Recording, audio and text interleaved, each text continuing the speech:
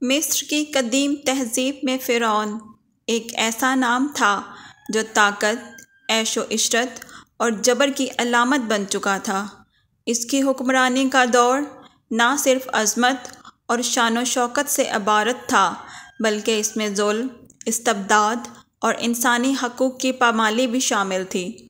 فرعون کا طرز زندگی اس قدر شاہانہ اور عیاشانہ تھا کہ اس کی مثال دینا مشکل تھی۔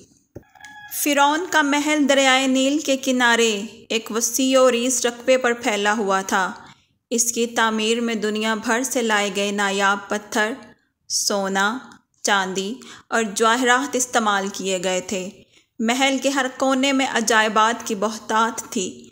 دروازے اور ستون، محل کے داخلی دروازے سونے کے بنے ہوئے تھے جبکہ ستونوں کو نیلم، یاقوت اور زمرد سے سجایا گیا تھا۔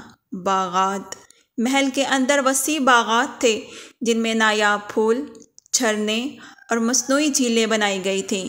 یہاں پرندوں کی نایاب اقسام پالی جاتی تھیں۔ تخت شاہی، فرعون کا تخت خالص سونے کا بنا ہوا تھا جس پر ہاتھی دانت کی کندہ کاری کی گئی تھی۔ اس کے پیچھے مور کے پر لگے ہوئے تھے جو ہوا کے جھونکوں سے ہل کر ایک دلکش منظر پیش کرتے تھے۔ فرعون کی زندگی کا ہر لمحہ عیش و آرام میں گزرتا تھا۔ اس کی روزمرہ کی عادات میں اس کی شاہانہ نفاست کا پتہ چلتا تھا۔ وہ ریشم اور کتان کے مہنگے ترین کپڑے پہنتا جن پر سونے کی تاروں سے کشیدہ کاری کی گئی ہوتی۔ اس کے تاج میں ہیرے، یاقوت اور الماس جڑے ہوتے جو سورج کی روشنی میں چمک اڑاتے۔ اس کے ہاتھوں میں سونے کے کنگن، گلے میں موتیوں کے ہار اور پیروں میں جڑاؤ جوتے ہوتے۔ فرعون کے دسترخوان پر ہر طرح کے لذیذ پکوان سجائے جاتے جنہیں دنیا بھر سے منگوایا جاتا۔ اس کی پسندیدہ غذاؤں میں دریائی مچھلی، شہد سے تیار کردہ میٹھے پکوان، زیتون کا تیل اور نایاب پھل شامل تھے۔ شراب کے لیے خاص انگور مصر کے مخصوص باغات سے منگوائے جاتے جنہیں غلاموں کے پیروں سے نچوڑ کر عرق تیار کیا جاتا۔ فرعون کی تفریح کے لیے محل میں رقاصائیں، گانے والے اور ناچنے والیاں موجود تھیں۔ وہ اکثر جنگلی جانوروں کی لڑائیوں کا تماشا دیکھتا۔ اس کے محل میں جادوگروں، نجومیوں اور فلسفیوں کی ایک بڑی تعداد موجود تھی جو اسے تسلیم دینے والی پیش گوئیاں سناتے۔ فرعون اپنی طاقت اور شان و شوکت کے نشے میں اس قدر مگن ہو چکا تھا کہ اس نے خود کو خدا قرار دے دیا۔ وہ اعلان کرتا تھا کہ میں ہی تمہارا خدا ہوں۔ اس نے اپنی مورتیں بنوا کر پورے مصر میں نصب کرا دی تھیں اور لوگوں کو حکم دیا تھا کہ وہ انہیں سجدہ کریں۔ جو شخص اس کی خدائی کا انکار کرتا اسے سخت ترین سزائیں دی جاتی۔ کچھ کو زندہ جلا دیا جاتا، کچھ کے ہاتھ پاؤں کاٹ دیے جاتے۔ فرعون نے بنی اسرائیل کو غلام بنا رکھا تھا۔ ان سے جانوروں سے بھی بدتر سلوک کیا جاتا۔ ان سے اینٹیں بنوائی جاتی مگر انہیں گارا مہیا نہ کیا جاتا جس کی وجہ سے وہ گھاس پھوس اور کیچڑ سے اینٹیں تیار کرتے تھے۔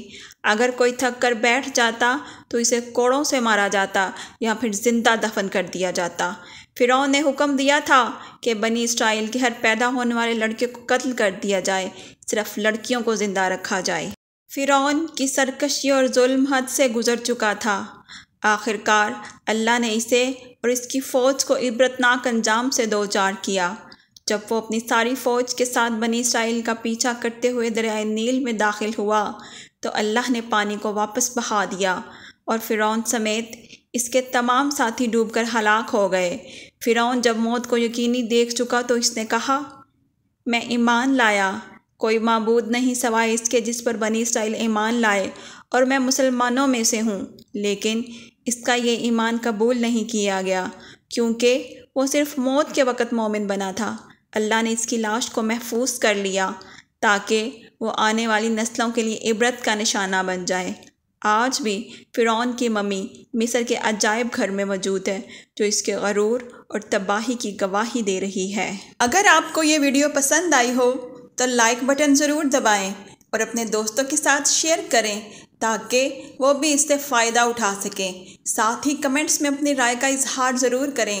آپ کا ہر کمنٹ ہمارے لیے قیمتی ہے۔ اگر آپ نے ابھی تک سبسکرائب نہیں کیا تو براہ کرم سبسکرائب بٹن پر کلک کریں اور بیل آئیکن کو بھی دبا دیں تاکہ ہماری نئی ویڈیو سے فوری طور پر آگاہ ہو سکیں۔ آپ کا شکریہ۔